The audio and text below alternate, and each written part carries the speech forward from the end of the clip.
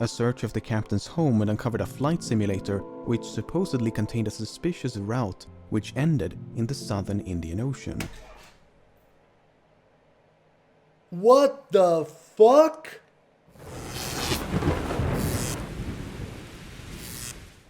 Just let me know.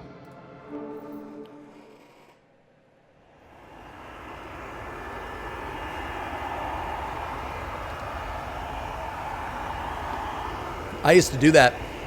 I used to guide planes in. That's my job. That was my job. Long time ago. When I worked at FedEx.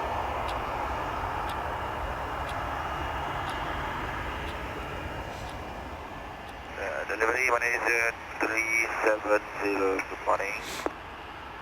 Malaysian 370, standby. Same FedEx story. At Kuala Lumpur International Airport, a Boeing 777 is preparing for departure. Malaysian 370, request level. Yo, Frosty, thank you for the resub, man. 3 years. Thanks a lot, man. 340 to Beijing. Malaysian Airlines Flight 370 is a daily passenger flight between Kuala Lumpur, Malaysia and Beijing, China. 370, 32 right of takeoff. These locations are not in America. Okay, now as an American, I don't know where these are. I only know where some things are in America. You think they're Canadian. Okay. Oh, nice. Thanks for the right, Captain Malaysia 37. Thank you. 42 minutes past midnight, Flight It's literally on the map. 370 is given Interesting. clearance to depart. On board are Captain Zahari Ahmad Shah, First Officer Farik Abdul Hamid, 10 cabin crew members, and 227 passengers. Okay. Number control Malaysian 370. Malaysian 370, Lumpur radar, good morning, climb flight level 250. Morning, level 250, Malaysian 370. Malaysian 370, climb flight level 350. Climb level 350, Malaysian 370. Less than an hour into the flight, the plane is cruising over the South China Sea at an altitude of 35,000 feet. The night sky is clear and the weather is calm. Flight 370 is then instructed to signal air traffic control in Ho Chi Minh, Vietnam, as it is about to enter Vietnamese airspace. The flight controller in Kuala Lumpur says goodnight, with no sign that anything should be amiss. Malaysian 370, maintaining level 350. Dude, I feel like shit's gonna go 370. south. Malaysian 370, maintaining level 350. Malaysian 370. Malaysian 370, contact Ho Chi Minh 120.9, good night. Good night, Malaysian 370. I have no idea what this is. No. 1 minute and 43 seconds later, the aircraft suddenly vanish from radar screens at Kuala Lumpur, Ho Chi Minh, and Bangkok. This form of positional tracking depends on a signal being emitted by one of two transponders aboard a plane, and so its disappearance would suggest both transponders ceased to function, or the system was manually deactivated by someone on board. All subsequent attempts to contact and ascertain the whereabouts of Flight 370 are unsuccessful. The aircraft has seemingly vanished without a trace. After missing its scheduled time of arrival in Beijing some 4 hours later, Flight 370 is officially declared missing. And in the wake of that announcement, the most expensive search effort in aviation history is about to commence. Holy shit.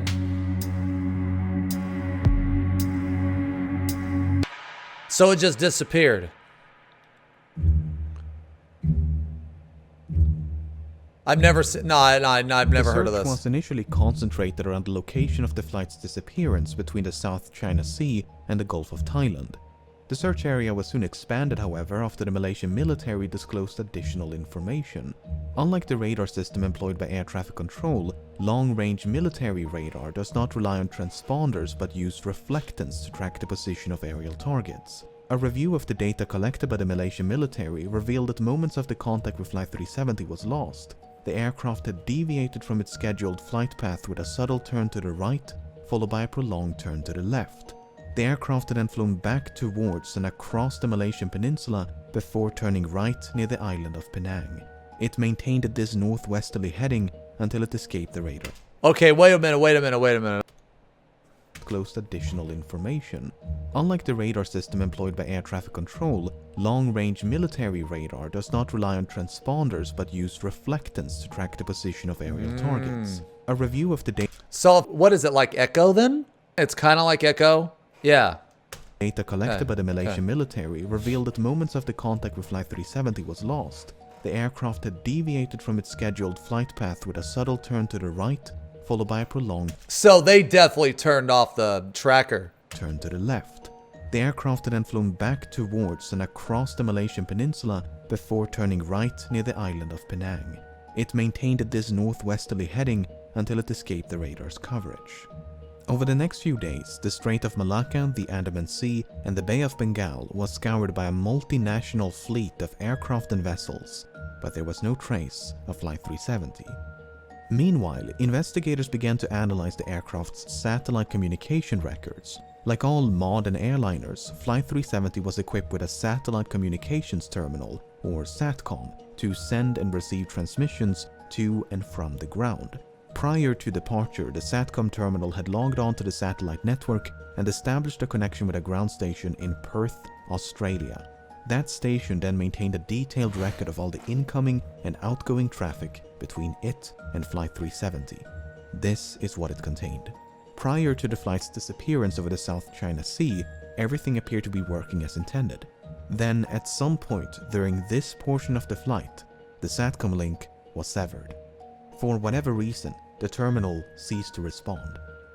But Okay, so they turned off the tracker when it first disappeared. Then when they got there, they logged out of that system so that it wasn't like being pinged to Australia anymore. Ding dong! Question time! Ding dong, watch. 3 minutes after the flight vanished over the Andaman Sea, the terminal requested to log back onto the network. The SATCOM link was successfully re-established and was not disrupted again until nearly 6 hours later, when the flight is presumed to have crashed due to fuel exhaustion. During these final hours, 2 attempts were made to contact the plane via satellite Whoa, hold on. So there was like 200 and how many passengers? 230? This was a passenger plane. Dude, this is like some Langolier shit. telephone. Both calls were acknowledged by the SATCOM terminal and would have been routed to the cockpit. Yet, they went unanswered. The terminal had also responded to 5 automatic status requests. In short, if the ground station had not heard from the aircraft in over an hour, it would transmit a signal to confirm the terminal was still online. While these transmissions did not contain any information about the flight's position, investigators were able to measure the distance between the satellite and the aircraft at the time of each transmission, based on how long it took those transmissions to be sent and received. This generated 7 rings of possible locations from which 7 of these transmissions are thought to have originated. By taking fuel consumption, speed, and other factors into account, flight path analysis indicated the most probable origin of the final transmission to be somewhere along this arc in the southern Indian Ocean. The search effort shifted accordingly, and as the region fell within the jurisdiction of Australia, the Australian government took charge of the operation. Over the next few weeks, the search area was progressively refined to account for oceanic drift as well as improved estimations of the flight path. But this part of the southern Indian Ocean is so remote it took 6 days just to get there. Holy A new fleet shit. of aircraft and vessels gradually covered more than 4.5 million square kilometers of ocean, but Flight 370 was nowhere to be found.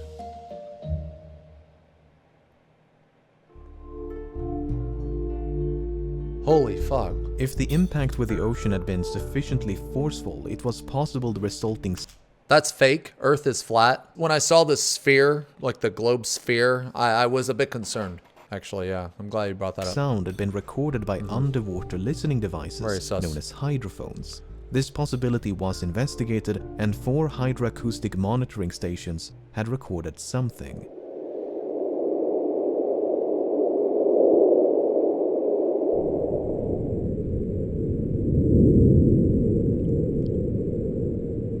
While the timing and direction of the sound were reasonably consistent with the final satellite transmission, The estimated origin Hey Yumiko, was thank you not. for the sound was in resub. all likelihood caused by nothing more than geological activity. Thanks a lot for the resub. Flight 370 was also equipped with 2 underwater locator beacons which had a battery life of some 40 days, and as the deadline approached in early April, signals with a pulse and frequency somewhat similar to the signal emitted by the beacons were detected at depths of up to 3,000 meters.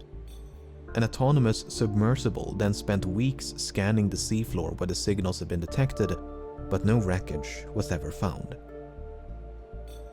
Holy shit. And nothing would be found until more than 16 months later, when a discovery was made on the opposite side of the Indian Ocean.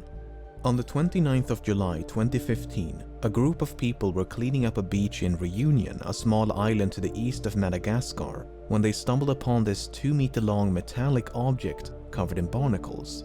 Aviation experts quickly identified the object as a section of an aircraft wing known as a flaperon. Upon closer inspection, internal markings including dates and serial numbers conclusively ascertained the flaperon belonged Hey to Morilo, Flight thank you for the 370. resub.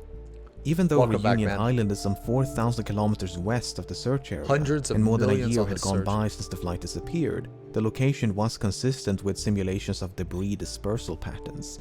There was now tangible evidence that Flight 370 had crashed somewhere in the Indian Ocean. The discovery of the flaperon prompted numerous searches along beach. Ding dong! Question time.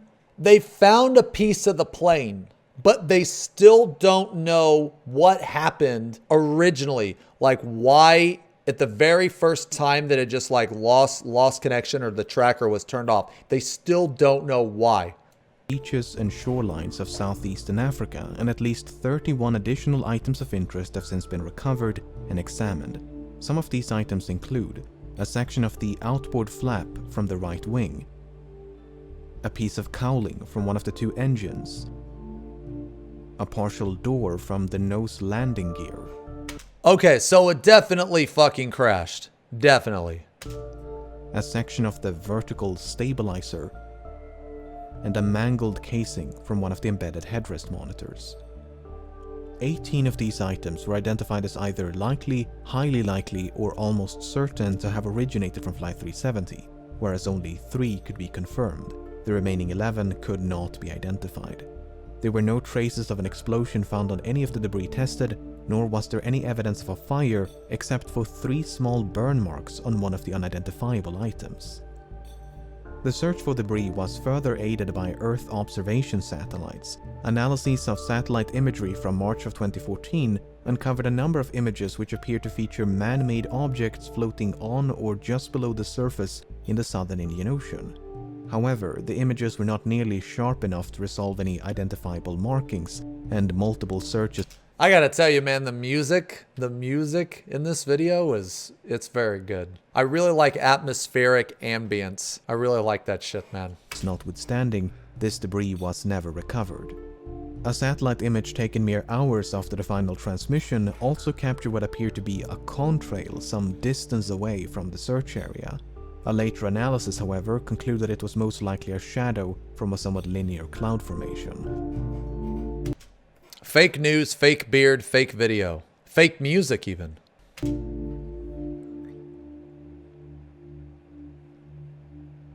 The underwater portion of the search continued for months and eventually years before it was finally suspended in early 2017, by which point some 120,000 square kilometers of seabed had been scrutinized. The search effort was then resumed by an American salvage company known as Ocean Infinity, but after more than a year of searching, they too came up empty-handed. Holy shit. Unless the final resting place of So wait, hold on. How long has it been? Okay, they said 16 months, right? So 16 months plus another year, that's like two years and like 4 months. So that's almost 2.5 years. Ocean is fucking terrifying. Dude, one of the scariest things that I can fucking think of is being stranded in the middle of the ocean. That would be absolutely terrifying. the Flight 370 can be located, it may be impossible to determine exactly why it crashed. Nevertheless, there have been no shortage of theories.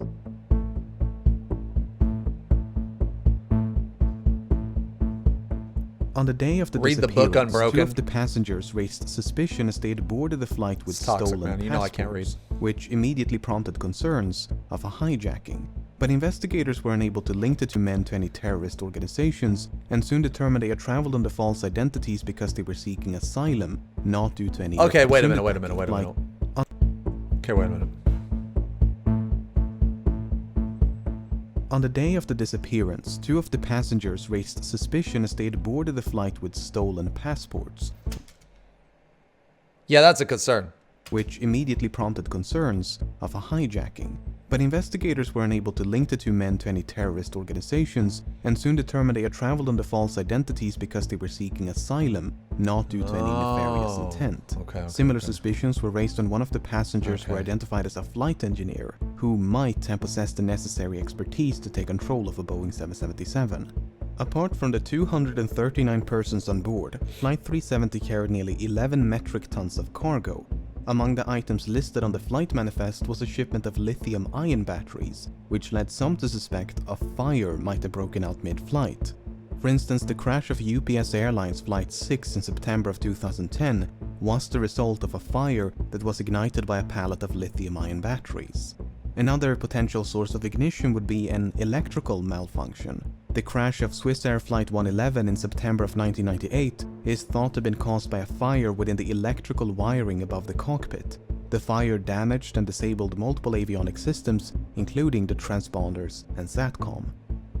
In the case of Flight 370, the sudden loss of communication and subsequent deviation from its scheduled flight path might have been a direct response to a fire. The 2 pilots may have turned back towards Malaysia to attempt an emergency landing at the nearest suitable airport. But no such attempt was ever made. Instead, Flight 370 kept going and remained aloft for another 6 hours. Some have theorized the crew might have been incapacitated by a sudden or gradual loss of cabin pressure.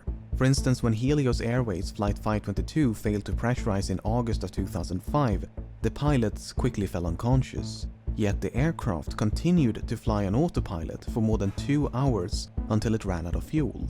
Airline pilots are of course trained for such an event. In the event of cabin depressurization, an automatic system is designed to deploy oxygen masks to give the pilots enough time to perform an emergency descent to a more breathable altitude. The data recorded by the Malaysian military radar does indeed contain altitude information, but it is highly inconsistent. In fact, the Boeing 777 is incapable of performing the extreme altitude fluctuations recorded. At one point, the aircraft exceeded its maximum operating altitude by more than 15,000 feet, before making a 50,000 feet nosedive in less than a minute. Attempts to recreate these maneuvers on a flight simulator were unsuccessful, and thus the data was deemed inaccurate and unreliable. If Flight 370 Holy shit. Dude, look at this pattern. But they said they couldn't recreate it. Okay, so they don't actually fucking know what happened. Reliable.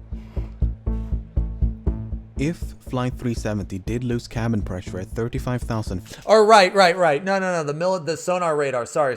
Yeah. That's what I meant. Sorry. feet, and the pilots were incapacitated before descending to a more oxygenated altitude, it might explain why the aircraft remained aloft for as long as it did. What is a bit more difficult to explain, however, are these alterations in heading. Flight simulations have established the aircraft must have been under manual control during the initial left turn, as the bank angle or inclination of that turn was beyond the limits of the autopilot. Subsequent turns, however, could have been either manual or automatic. But for the autopilot to have made these course corrections, someone with the requisite knowledge must have programmed it to do so. The only other alternative is that the aircraft was in fact under manual control.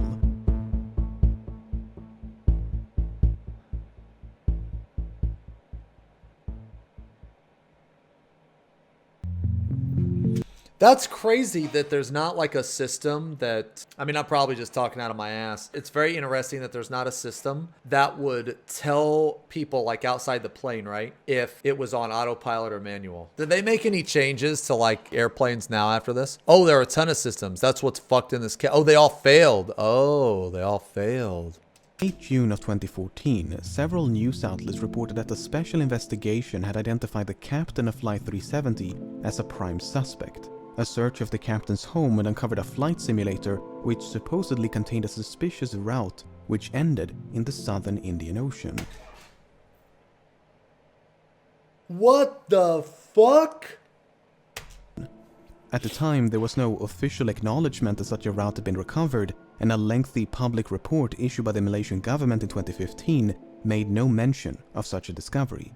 Then, in 2016, confidential documents pertaining to a forensic examination conducted by the Royal Malaysia Police in May of 2014 was leaked to the media. These documents made it clear that such a route had not only been recovered, but thoroughly examined. Soon thereafter, the Malaysian government confirmed the existence of this simulated flight path, and this is what it looks like. It should come as no surprise that many regard this as damning evidence of premeditation, but according to investigators, it is not quite so evident. The data recovered consists of 7 coordinates, 2 in Kuala Lumpur, 2 in the Strait of Malacca, 1 in the Bay of Bengal, and 2 in the southern Indian Ocean. The data was reconstructed from a file that had been automatically generated and saved by the simulation software a month before the incident. However, it's not clear whether the coordinates originate from the same flight session. In other words, it might not be correct to simply trace a continuous line between these 7 coordinates, as they could be from separate sessions. The forensic examination by the Royal Malaysia Police simply concluded no activity captured conclusively indicate any kind of premeditated act pertaining to the incident of MH370. Even so, the similarities between the simulated route and the presumed route of Flight 370 directly influenced the search operation. Australian investigators considered the possibility of someone deliberately extending the range of the flight by gliding the aircraft off the fuel exhaustion. If so, the plane could have traveled an additional 200 kilometers. Alternatively, the range could have been reduced by a controlled ditching prior to fuel exhaustion. While ultimately deemed unlikely, these 2 scenarios did affect the search effort. If the captain steered Flight 370 off course with the intention of crashing in a remote part of the southern Indian Ocean, his motive is an even greater mystery. Zahari Ahmad Shah was 53 and married with 3 children. He had more than 18,000 hours of flight experience and a spotless track record. Investigators found no evidence of financial issues, and his monthly expenses before the disappearance indicated nothing unusual. He had no history of mental illness, nor had he displayed any recent changes in lifestyle or behavior. He was raised on the island of Penang, which has led some to speculate the flight's second turn to the southwest of Penang was the captain getting a final view of his hometown. Some believe a hijacking could have been politically motivated, as Zahari was an avid supporter of a democratic opposition leader who was sentenced to 5 years in prison mere hours before Flight 370 took off. Others point to unconfirmed reports of marital issues, but this is contradicted by the official investigation and disputed by family members. The only real inconsistency noted by the final report is that the captain failed to repeat the assigned radio frequency during the last verbal communication. Malaysian 370, contact Ho Chi Minh 120.9. Good night. Good night, Malaysian 370. It would have 9. Good night. Good night, Malaysian 370. Oh. It would have been standard procedure to repeat the assigned frequency, as the captain had correctly done a few minutes prior. 370, contact Lampu radar 1326, good night. Alright, 1326 Malaysian 370. Whether this omission is indicative of anything but a mistake is anyone's best guess. By all accounts, Captain Zahari was an affable and well-respected pilot who was passionate about aviation, as evident by the photos and videos he shared on social media. Okay, so actually this wasn't so sus. People knew he had this. Like, he was very open about it. Yo, look at this setup though, dude. He ain't fucking around, man. Look at this shit. Huh, okay. Hi everyone, this is a YouTube video that I made as a community service after learning.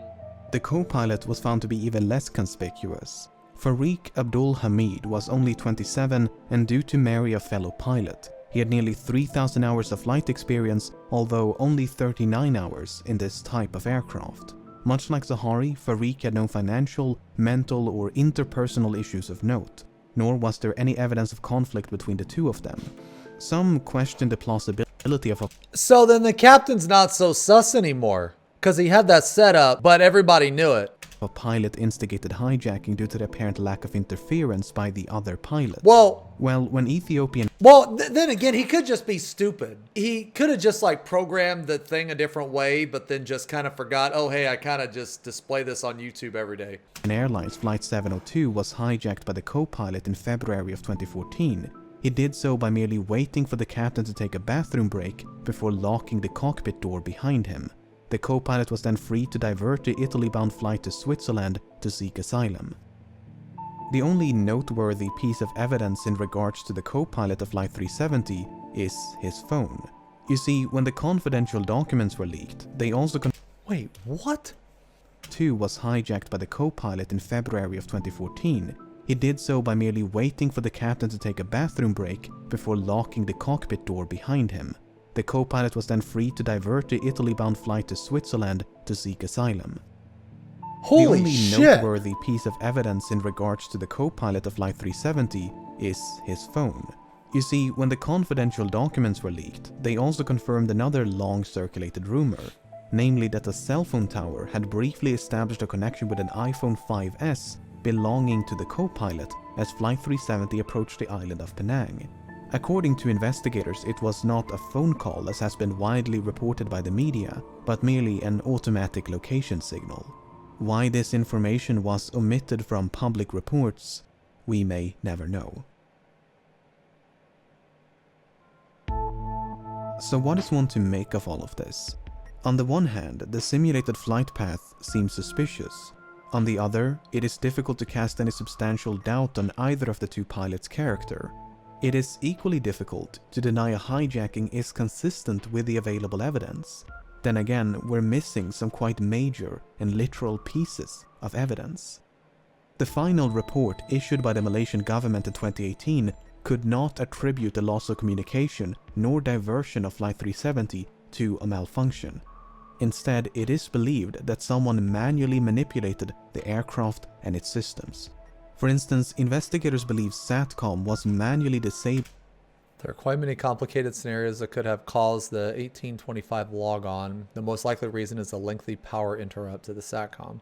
Although it cannot be conclusively ruled out that an aircraft or system malfunction was a cause based on the limited evidence available, it is more likely that the loss of communications, VHF and HF communications, prior to the diversion is due to the systems being manually turned off or power interrupted to them. By a sudden and prolonged interruption of power. Then, once power was restored, the terminal simply rebooted. Likewise, the alterations in heading are believed to be the result of manual inputs. With that being said, the uncertainty of these findings are repeatedly emphasized due to the limited evidence available, and the report does never explicitly state the flight was hijacked. In fact, no real conclusion is reached. Both the Malaysian and Australian government agree that Flight 370 crashed in the southern Indian Ocean, but that the cause is indeterminable without the wreckage, the location of which has managed to elude some of the foremost aviation experts in the world, as well as an impressive arsenal of cutting-edge technology for more than half a decade. Authors, aviation experts, and independent investigators. Dude, that's crazy. You just can literally lose a plane. A plane is fucking big. Have all chimed in to offer their own thoughts and theories as to the nature of the crash and the location of the wreckage. Some believe there was no crash, but that the aircraft was shot down by an American naval base in the middle of the Indian Ocean.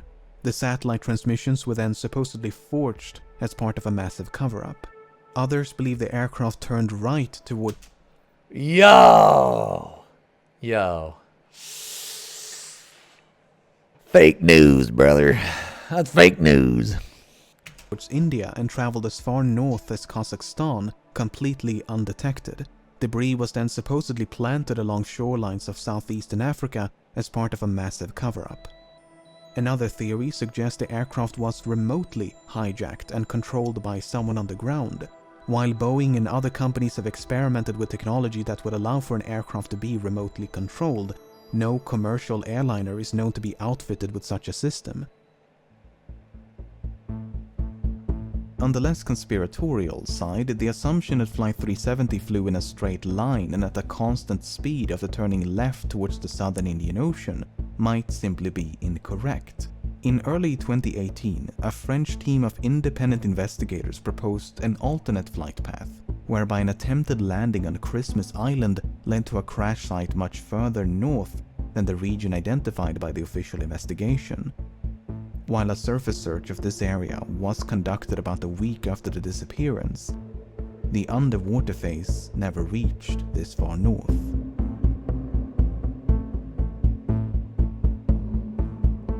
As of the making of this video, the search operation has been suspended, but there have been talks of potentially resuming the search.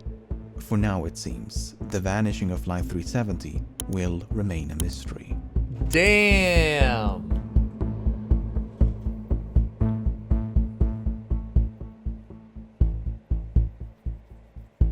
Yo, they never. Holy shit, dude. That's crazy. Who is this guy, dude? Am I subbing? Am I subbing to this guy? I'm subbing to this guy.